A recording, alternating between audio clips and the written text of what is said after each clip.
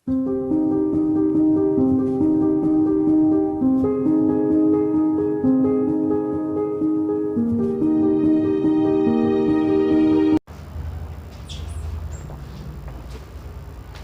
Students, मैं आज आप लोग को इशू ऑफ डिवेंचर के बारे में पढ़ाऊंगा। डिवेंचर क्या होता है? पिछले वीडियो में मैंने शेयर के बारे में बताया था। आज मैं आप लोग को डिवेंचर के बारे में बताऊंगा। डिवेंचर क्या होता है? डिवेंचर का मतलब होता है एक तरह का लोन देना। जैसे शेयर का मतलब होता है आपको small part of capital, this is called share. लेकिन डिवेंचर का मतलब होता है एक तरह का पब्लिक से लोन लेना, उससे हम लोग डिवेंचर कहते हैं। बहुत बड़े डिवेंचर में क्या होता है, एक मॉर्गेज डिवेंचर होता है, एक नॉन मॉर्गेज होता है।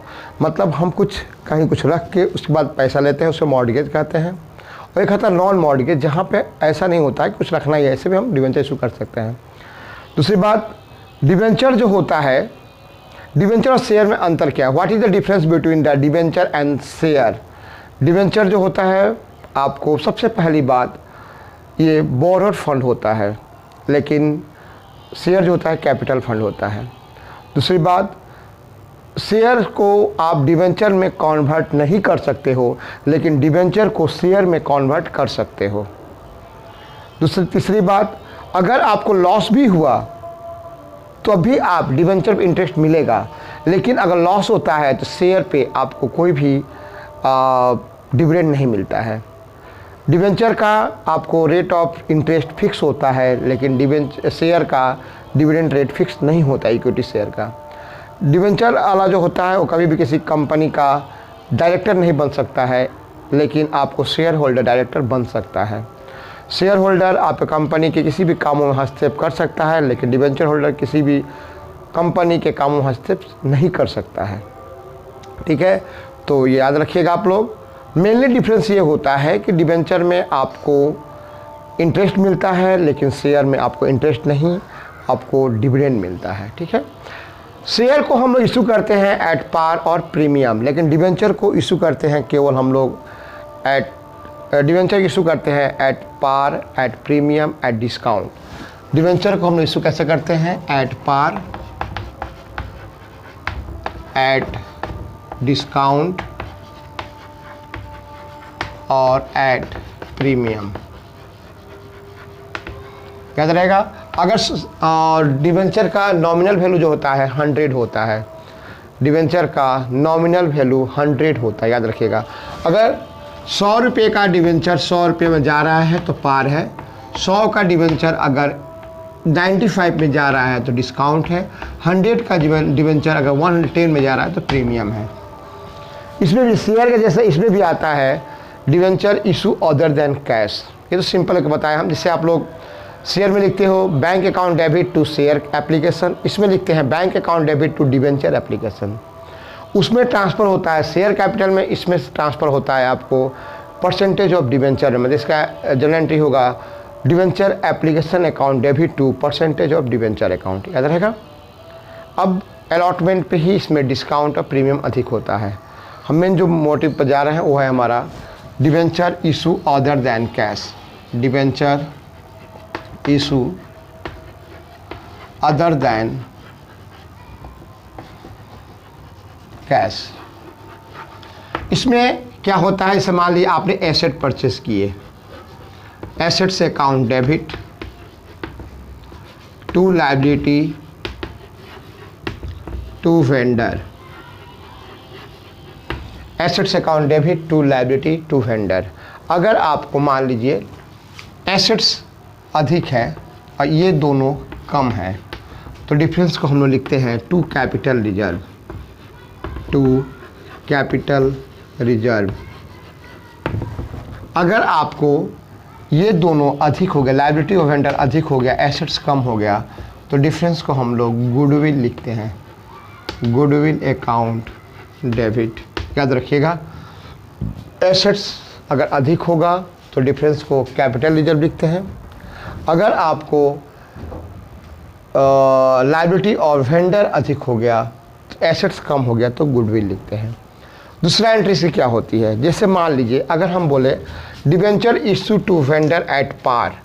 अगर आप डिबेंचर को इशू कर रहे हो वेंडर को एट पार पे, यह एंट्री होगा vendor account debit to percentage of debenture account. अगर मान लीजिए एट डिस्काउंट बोल दिया कि debenture issue to vendor at discount, इसका एंट्री होता है vendor account debit discount account debit to percentage of debenture account. अगर हम डिबेंचर इशू करते हैं प्रीमियम पे, if you are issue a debenture at premium, अगर प्रीमियम पे होता है एट प्रीमियम, तो इसकी एंट्री होती है vendor account debit to percentage of debenture to security premium. अगर बाय द वे कभी ये बोल दिया कि चेक के द्वारा या बैंक के द्वारा पेमेंट कर दे रहा है, तो उसकी एंट्री हम लोग करते हैं आपको, जैसे यहाँ लिख देंगे नीचे टू बैंक। जैसे मान लीजिए बोला कि 10 लाख का आपने एसेट परचेस किया, वेंडर में 10 लाख है, बोला 2 लाख बैंक में तुरंत पेमेंट कर दिया। जब पेमेंट करता है तो टू बैंक लिखते हैं, ठीक है। और उसके बाद जो बचेगा उसको नंबर ऑफ डिबेंचर निकाल के पेमेंट कर देंगे। उसके बाद आता है डिबेंचर में कोलेटरल सिक्योरिटी। कोलेटरल सिक्योरिटी क्या होता है? What is collateral security? और एक बात, परचेस कंसिडरेशन निकालने भी आ सकता है। परचेस कंसिडरेशन का मतलब होता है कि कितना आप पेमेंट कर रहे हो, how many amount paid to the debenture vendor कितना पेमेंट कर। मान लीजिए परचेस कंसिडरेशन निकालना बहुत ही आसान है। उस क्वेश्चन में दिया रहेगा कि कितना कितना, आप मान लो बोल दिया कि हमने डिवेंचर दिया है 100 × 500, हमने डिवेंचर इशू किया है, प्रीमियम पे किया है 10 रुपया, तो सबको प्लस करके ही परचेस कंसिडरेशन निकालते हैं। परचेस कंसिडरेशन अगर आएगा तो क्या करते हैं, how many debenture will be paid then this will be added. मतलब मान लीजिए डिवेंचर पेमेंट किया उसको लोगे, प्रीमियम पे किया तो प्रीमियम ऐड कर दोगे, अगर अमाउंट बोला तो उसको ऐड कर देंगे, तीनों को ऐड कर देंगे तो परचेस कंसिडरेशन निकल जाता है। फिर बता रहे हैं परचेस कंसिडरेशन का मतलब होता है how many amount will be paid to the vendor. Vendor को कितना अमाउंट पेमेंट कर रहा हो, तो वहाँ पर आपको एग्जाम में क्वेश्चन में वेंडर को जो पेमेंट का अमाउंट दिया रहेगा, जैसे मान लो कितना डिवेंचर दिए हो, कितना आपको प्रीमियम है, कितना बैंक है या कितना शेयर है, सब दिया, सबको प्लस कर देंगे, उसको फिर एंट्री कर दोगे, ठीक है। आगे हम पढ़ाएंगे आप लोग कोलेटरल सिक्योरिटी। कोलेटरल सिक्योरिटी क्या होता है? What is collateral security? Collateral security अगर पूछेगा वन वर्ड में तो बताओगे additional security is called collateral security. फिर बता रहे हैं additional security is called collateral security, मतलब जो एडिशनल सिक्योरिटी होता है उसी को हम लोग कोलेटरल सिक्योरिटी कहते हैं। सिक्योरिटी का मतलब क्या होता है? जैसे मान लो आप जब बैंक से लोन लेते हो तो बैंक आपसे सिक्योरिटी मांगता है, तो उस समय जो आप सिक्योरिटी देते हो उससे हम लोग सेकेंडरी सिक्योरिटी कहते हैं। लेकिन उसके बाद अगर एज ए डिवेंचर के रूप में कोई सिक्योरिटी देते हो तो उससे हम लोग कोलेटरल सिक्योरिटी कहते हैं। जैसे मान लो आपने 8 लाख का लोन लिया, आपने बैंक को 10 लाख का कोई ज़मीन या कोई भी कुछ गिरवी रख दिए हो, बाय द वे उसका वैल्यू घट गया।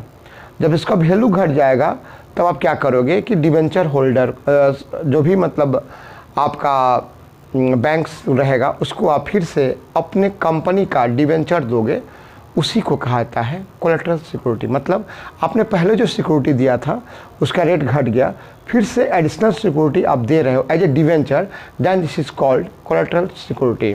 उसको हम लोग कहते हैं कोलेटरल सिक्योरिटी। कोलेटरल सिक्योरिटी की एंट्री करने का इसका होता है, आपको सबसे पहले हम बैंक से लोन लेते हैं। कोलेटरल सिक्योरिटी में सबसे पहले हम लोग बैंक से लोन लेते हैं। इसकी एंट्री होती है, बैंक से आप लोन ले रहे हो तो जब बैंक से लोन लेंगे हम लोग तो पैसा आ रहा है कि जा रहा है। If you are taken the loan from the bank तो क्या होगा, पैसा आपके पास जाएगा। जब आप बैंक से लोन लोगे तो पैसा आपके पास आ रहा है, यानी when loan taken from the bank then this is entry bank account debit to bank loan account, to bank loan account. इसके बाद आप कोलेटरल सिक्योरिटी इशू कर रहे हो तो कोलैटरल सिक्योरिटी की एंट्री होती है debenture suspense account debit, debenture suspense account debit to percentage of debenture. ये एंट्री होती है कोलैटरल सिक्योरिटी की, ये एंट्री होती है कोलैटरल सिक्योरिटी इशू करने के लिए। जब आप बैंक से लोन लोगे तो bank account debit to bank loan account, इसके बाद जब आप सिक्योरिटी दोगे तो debenture suspense account debit to percentage of debenture account. जैसे मान लो आपने लोन लिया 5 लाख का, तो bank account debit to bank loan, यहाँ 5 लाख दिखा दोगे। अब 6 लाख अगर आप कोलैटरल सिक्योरिटी दिखा रहे हो तो debenture suspense account debit to percentage और डिवेंचर 6 लाख दिखा दोगे। ओके, अब आगे इसी क्रम में हम पढ़ रहे हैं आप लोग को, जिसमें ये दिया रहता है, जो इस साल भी क्वेश्चन आया था, हर एक साल उस पर 3 नंबर क्वेश्चन आते हैं रिडम्पशन वाले। Debenture issue at par but redeem at premium, debenture issue at par but redeem at par, ऐसा क्वेश्चन आता है। इसकी मैं एंट्री करवा दे रहा हूँ या एक क्वेश्चन करके मैं समझा दे रहा हूँ। एंट्री में आप लोग क्वेश्चन करके समझा दे रहा हूँ, इससे आप लोग को सही रहेगा। सबसे पहली बात, मैं इसका नियम नहीं लिखवा रहा हूँ, अभी आप लोग को मैं क्वेश्चन करके समझा दे रहा हूँ। जैसे मान लीजिए सबसे पहला क्वेश्चन, 100 डिवेंचर इशू किया है, 100 वैल्यू है debenture issue, sorry debenture issue at 100 redeemed at 100, इसको क्या कहोगे? Debenture issue at 100 and redeem at 100। Redeem का मतलब क्या होता है? रिडम्पशन का मतलब होता है रीपेबल, रिडम्पशन का मतलब होता है रीपेबल। तो यहाँ पे एंट्री होगी बैंक अकाउंट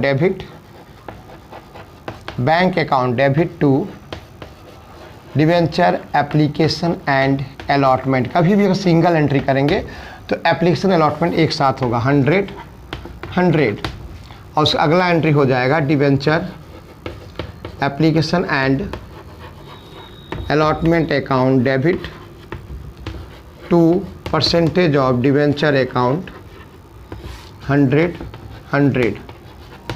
मान लीजिए अगला हम फिर कर रहे हैं, डिवेंचर इशू किया है 98 पे, रिडीम कर रहा है 100 पे। इशू किया है 98 पे, that means debenture issue at discount but redeem at par. इसकी एंट्री होगी bank account debit to debenture application and allotment 98। अगला एंट्री करेंगे हम लोग debenture application and allotment account debit, discount account debit हो जाएगा, discount account debit to percentage of debenture. That means debenture issue at discount but redeem eight.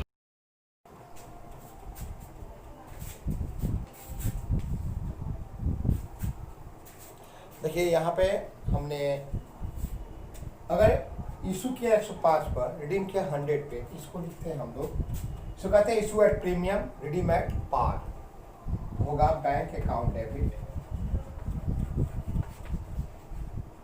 To debenture application and allotment 100।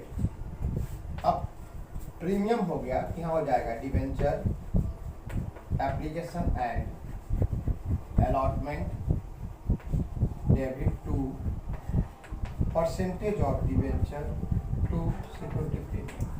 अगर issue करेगा par पे और redeem करेगा, issue करेगा premium पे, redeem करेगा पार पे, तो एंट्री होगा bank account debit to debenture application allotment. यहाँ पे होगा 105, यहाँ पे 105, यहाँ पे 100, प्रीमियम में 5 रुपया।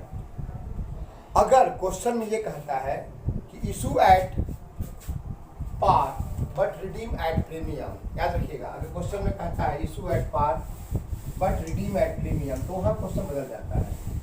मतलब तो ये कहता है कि 100 रुपया शेयर है को 105 में हम लोग रिडीम कर रहे हैं, 100 शेयर को 100 रुपये शेयर को 105 में रिडीम कर रहे हैं, that means debenture issue at par, redeem at premium. यहाँ पर हो जाएगा बैंक अकाउंट डेबिट